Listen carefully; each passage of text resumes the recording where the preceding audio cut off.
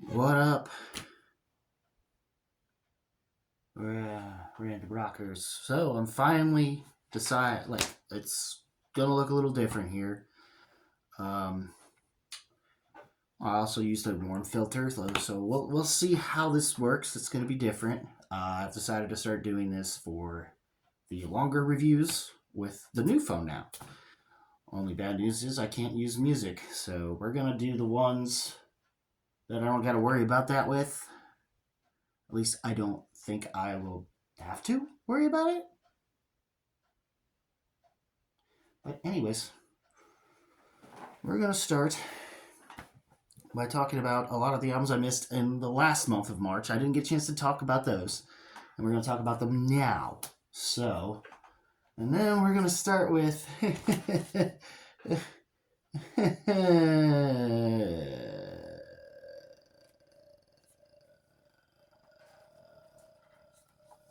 yeah, Scott Stapp, Higher Power.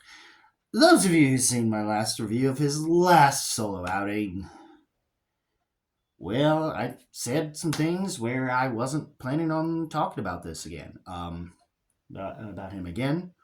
Unfortunately, things happened where he wound up on Napalm Records, probably through a deal to keep Creed around for the rest of the band. Mark and the rest of the band. I don't know if Ultra Bridge was also part of that thing, nor do I know for sure if Miles is on that. Because I have, so far since this, aside from him, obviously still, Ultra Bridge, I well, Alter Bridge hasn't toured yet, so I don't know if I guess as a temporary hiatus maybe.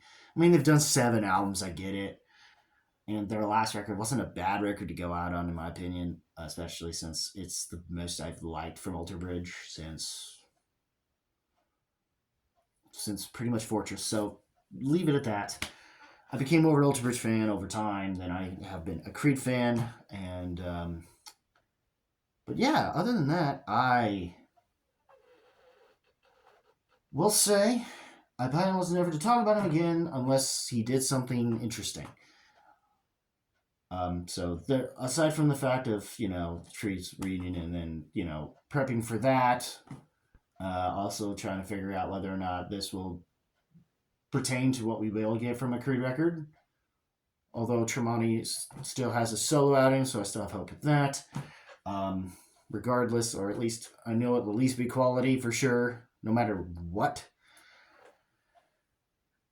This, on the other hand, the best I could say is it's better than the last one.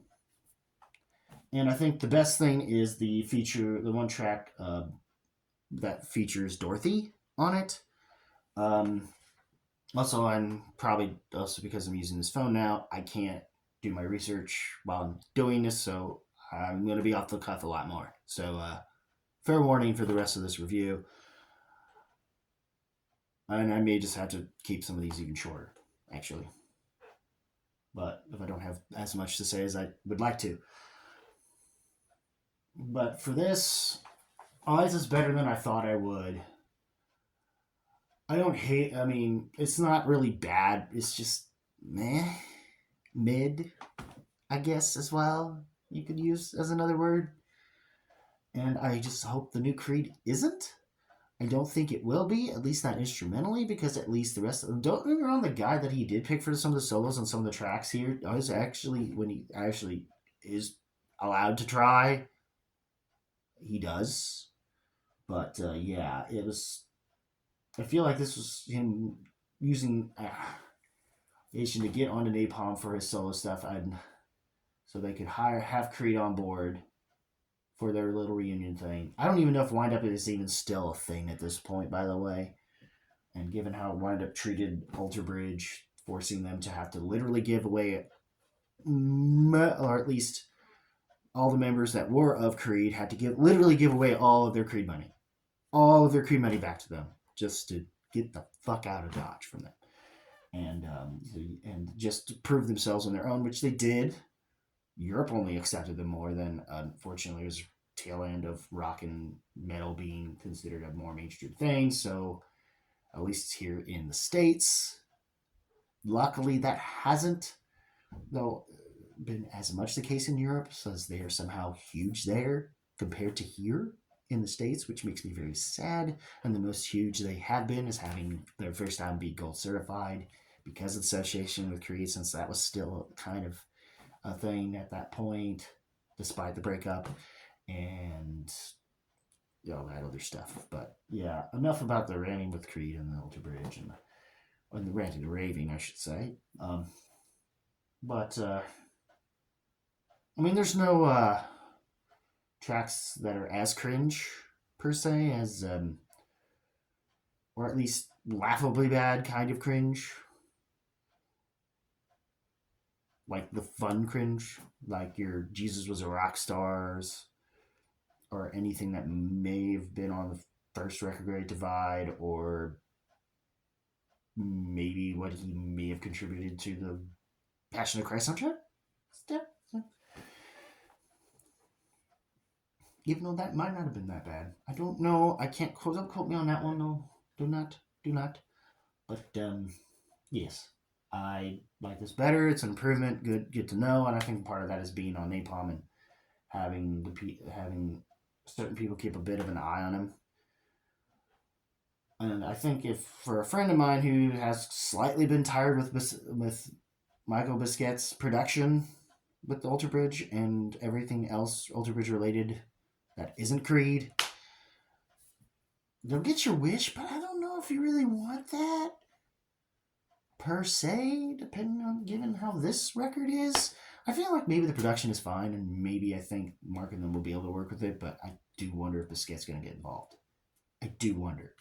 And if that will play, and if he does, I think that would mainly mean that Mark and the rest of the band have a little bit more creative freedom and control than Scott does. And that might be a good thing, but I don't. And for those who are fans of them being able to utilize their talents, but it's also going to make Scott look real bad and make everybody want Alter Bridge back pretty quickly. At least those that are smart and knew better after Full Circle, like myself.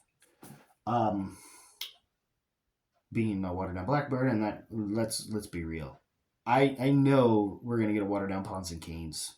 If not, whatever Mark's gonna put out next as a solo record, getting watered down into this project on top of whatever happened here. So that's kind of, don't have the super like the. If you're going for the memes, I guess you'll be fine here for the most part. Except the Dorothy thing is a great collab, and there's a couple other ones that have some nice tasty riffs a couple times here and there. But other than that, best I can give it is solid thumbs up, but on the lower end,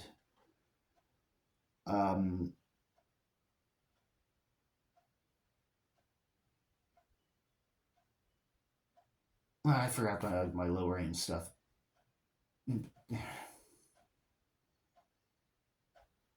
I think it's gonna be thumbs down, like high end thumbs down, strong thumbs down though.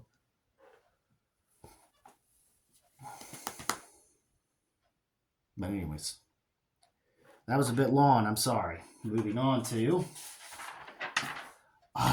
here's some better shit. The debut of a band called Kolga, Black Tides, and as the album title suggests, would suggest, despite the goofiness of the album cover here, as you can see, this is actually blackened surf music. I know how that sounds, but trust me, it works. It's fun. It's a good gateway into black metal. You still get the usual black metal tropes here and there, but I'd say the black metal style is a little more leaning towards melodic black metal, not the raw stuff.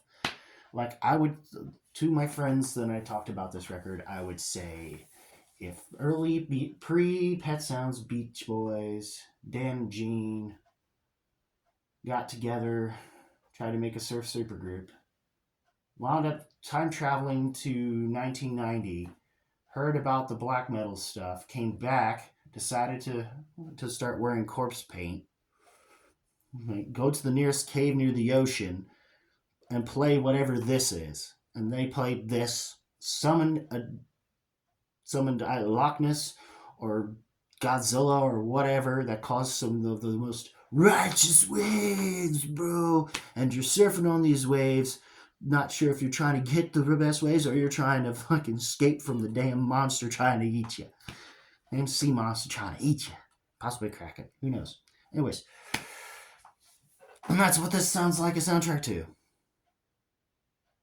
Ridiculous and fun, right? But anyways. Oh, anyways, that's what I liked about this record. And yeah. I hope y'all had fun with this. Inner Sanctum. The Great Odd Ones. This one is a melodic death metal record that I feel like what I got out of this is better than what I got out of, hold on, this album. Well, I'd say that as far as being able to make an interesting blend of certain forms of melodic death metal with some blackened tinge to it, I guess. But it's definitely more on the typical melodeath side, but it's somewhat Gothenburgy, but also has some American notes of like Black Dahlia Murder, all that stuff. Even to some degree what Death Clock would do, minus, that weird sense of humor shit, of course. But I'd say that is more what we get here. This is more what I want. Hell, I would say if you even like Arbiculture, you probably like this too. Even they have some Monomarthy moments too. On like the second to last track, if not the third to last track, it kind of gave me some Viking, like some, well, at least in terms of like chanting stuff, it was pretty cool. And but yeah, oh yeah, with the Kolga thing, I forgot to mention that with this one, that one was definitely a very solid, strong to solid horns up. Definitely one of the more unique. That was one of the more unique. And this one, also a horns up. Same thing, actually. I'll just strong horns up on this one. I really did enjoy this one very, very much. However, now Altar of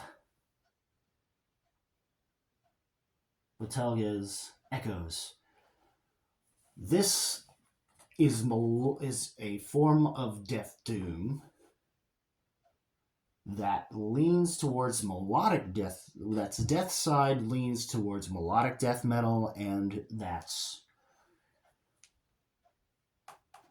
doom metal side leans more towards sludge metal. Like, I'm talking like your Crowbar stuff meets maybe dark. I don't. I'm not as I want to say like early In Flames, but I also want to say like some. I also want to like maybe give some credit to more Dark Tranquility and stuff like that a little bit. I was hoping to like this idea because it's definitely not exactly Swallow the Sun thing, but it's definitely way better. Moving on to, but I like this one as well. It's definitely, I think the vocals, I'm trying to remember what the vocals sounded like.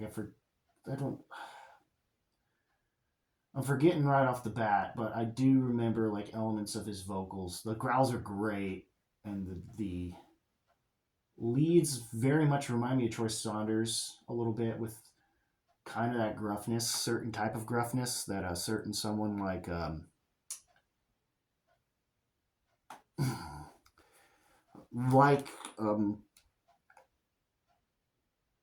from a crowbar that's name is escaping me for some stupid reason, seriously stupid reason that it's escaping me when I should remember it. But anyways, yeah, that's where I get out of it, And and in that case, I think you'll like it as well if you like to like want some mix of a Mastodon meets like it In Flames kind of a thing with like a hint of a Monomarth, I guess, and maybe Dark Tranquility, maybe some other melodic death metal acts too in there. But yeah, this is definitely a good way of fusing that together in all the right ways that I enjoy, and that's just solid to strong horns up again. Now we're getting into some hardcore discord stuff, like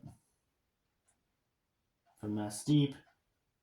This thing is fucking brutal, and I'm trying to remember the feature that was on here. That was from a particular band that was also pretty brutal. I hate not being able to go to my notes. I swear.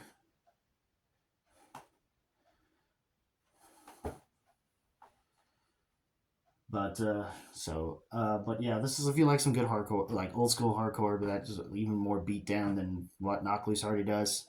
Check this out as well. That would be a horns, well, light horns to around solid. Keep it real, I guess. Uh, but this Almo Reconciliation. It's gaining the rounds a lot in progressive metal right now. It is quite an interesting debut.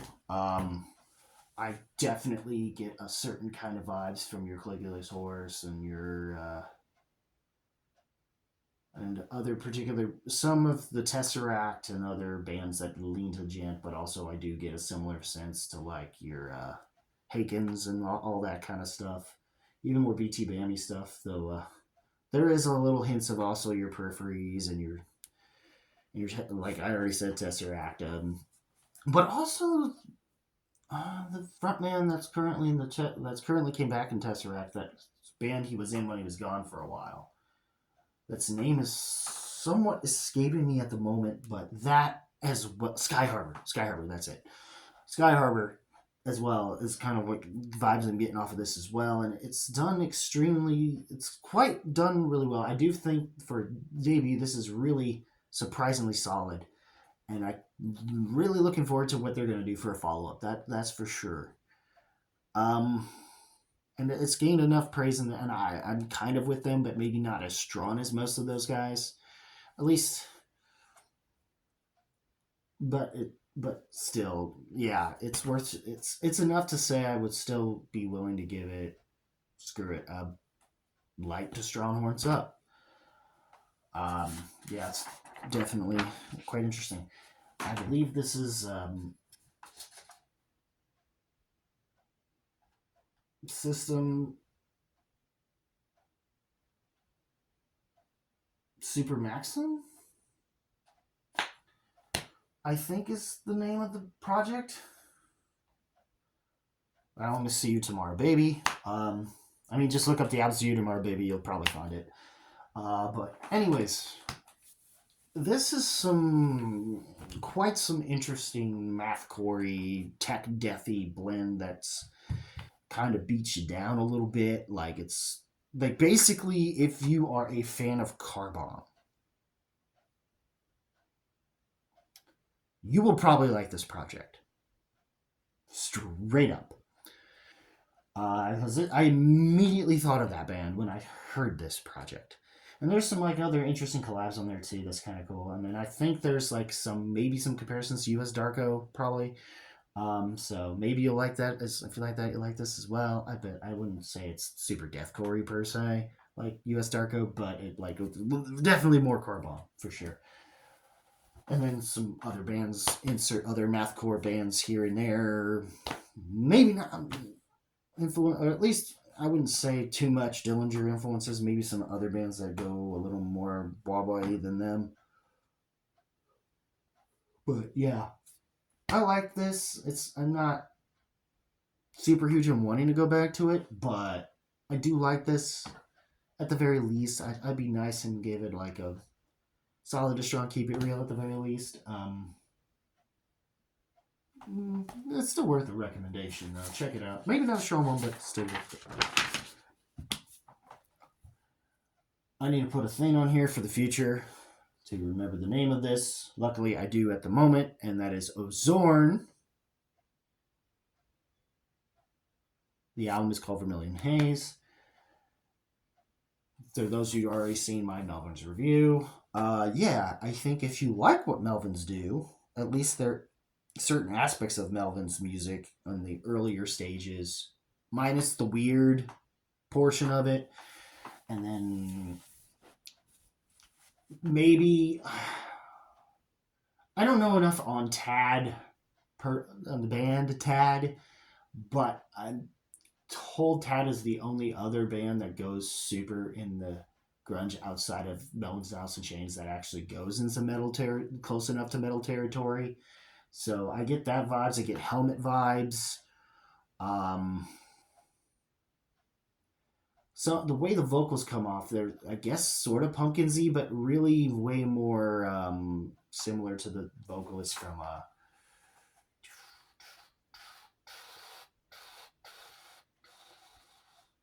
I'm thinking of the song "Bound for the Floor." I don't know why I can't think. Local H, Local H. Vocally, it's more like Local H. So at points, but I also get like some filtery vibes, like Stabbing Westward filter vibes, early filter vibes as well, vocally, only mixed in there. But musically, it's pretty good. Like sludge metal leaning into alternative metal. Like it somewhat filled a certain niche that I'm sort of missing, kind of, sort of from Torch, but I wouldn't say it. But Torch is a little more brighter and more fun loving, whereas this is just a little darker and a little meaner than that. In a similar way that like some of those bands that I already mentioned earlier would tend to be. And I kind of for a grunge and alternative metal fan, I would if to that's once again a sludge, I would kind of recommend this. I don't know if it's the best gateway, but it's not the worst either that I know of. High enough recommendation. I still like to want to come back to this still enough that I'm willing to give it a genuinely I like to strong words up. Actually, yes, not quite master class, of course, but yeah, definitely a good recommendation if you want to check that out. Yeah, I had to save this one for later because hopefully. So luckily, I'm not never going to get monetized. No, my luck, I'm never going to get demonetized. So here you go. Here you go. Yes. Yes. Leather Lung, Graveside Grin. Think early Caius. Like, I'm talking Wretch, I believe is the debut record. Like, big bike, but way more 90s hardcore driven with the vocals. And even more vulgar than Big Bike. Or at least even more vulgar than that chorus from Big Bike. I mean, if the album cover didn't make it clear, you got a vampire type. Like this is not your typical stoner metal, dude. Like these guys clearly have a little more enough hardcore in them that they are definitely the kind that you can come in a party, but if you get out of line, they will fucking tear you to shreds. Like this is way more for like this is the stoner metal for the bikers and hardcore kids types of album.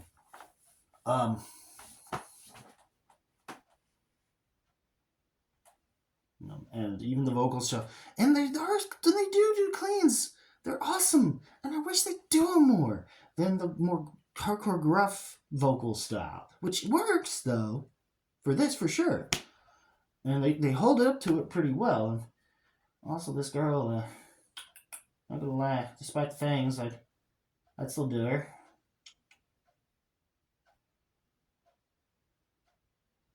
Sorry, I'm staring at it too long. Yeah, I've been,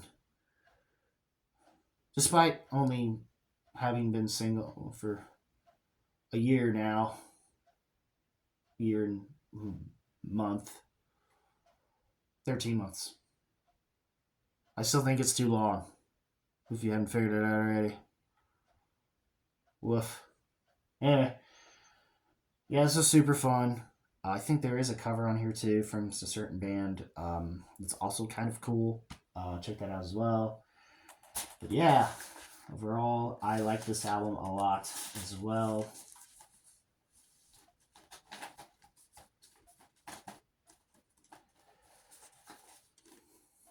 And definitely it's kind of a fun record actually, and I kind of love how take no shits it has for even being a stoner metal band. Stoner metal band that has more of a thrasher, sludger, biker, hardcore kid mentality attitude. Um, but it still has the certain element of stoner metal that just breeds fun and still ready to party, but it's a raging party. So yeah. Strong, like definitely if you're not PC, and you just have your issues with vulgarity, I guess stay away from it. I mean, I'm covering me. Make you already think that, but if you're already, you know, into what you see here, I just don't see a reason why you're not going to be interested in this record, or at least curious enough. I would say, um, yeah. Like the Strong Horns Up on this thing. Actually, it's quite the banner. Quite the banner. And now we're on to some legends, ladies and gentlemen. Exhorder, Defectum Omnium. This, I don't. This band was known to be one of the pioneers of groove metal that does get overlooked because they came around the same time. Their debut album, Slaughter the Vatican, gets overlooked by the obvious fact that when it came out, it was competing against Pantera's Vulgar Display of Power. There was always the debate with that, who came first between the two of them, or who did better. Though that debate kind of got squashed over the time, and Pantera, and even to the point where Exhorder said Pantera won that. Fuck it, and they just moved on and kept doing their thing. Even to the point where now they've gone beyond just being groove metal. They are actually embracing more the earlier thrash ideas, as well as even embracing more sludgier and more stoner rock and metal tendencies with their sound and amongst other things, but that actually work in their favor and as opposed to being against. And in fact, giving off crowbar vibes, down vibes, if you will, at points. I'm told that they lost a couple members of their OG guitar members and got replaced with certain members from death metal. So some of that kind of seeps in here a little bit, especially when one of those members happens to be from has a resume of being a part of freaking Cannibal Corpse. So that interesting, right? So yeah, and some of that slightly seeps in a little bit, or at least of that sort of Floridian death metal. At least what works about it to me, the guitar chugging at least. But yeah, I actually like this record. I need to give it more spins and more of a chance. But for now, I'm not a bad first taste of Exhorder for me. I'm slightly told by Metal Meltdown that the last record was apparently better. But for given the circumstances leading into this one, of member changes and stuff, especially core members, of their sound, the fact that they're able to bounce back and make something still interesting and worth listening to is quite nice. Strong, keep it real to solid horns up on this one. And finally, we end it with Midnight Hellish Expectations. This is essentially a black and roll band. Black and roll, or at least a black and speed metal specifically. Definitely like Motorhead on some like Immortal kind of thing, I guess, because Immortal tends to lean more black and roll. Maybe Dark Throne, maybe. I heard they went black and roll a little bit, or black and punk rock or something. Anyways, yeah, and this band also has some slight sense of humor and to their style, and they just sound fun to me. For even though I'm told this isn't even considered their best yet, somehow if that's the case, I'm surprised how impressed I am. And plus, the last and final track, which was the single for this record, is quite a way to end this thing in foul, or the track "Fuck Off and Live." Initially, I thought it was "Fuck Off and Leave," but which could work either way. It still sounds awesome, but "Fuck Off and Live" is awesome. It's basically the opposite form of "Fuck Off and Die." I like it. I like that you leave on a positive note, even for a so-called, even for being considered black metal. Somewhat a part of that genre. And given the things that are associated with it, unless you put the in black metal, I guess, then it's yeah, and you're fine, I guess, by most Christian standards, because it's technically Christian black metal.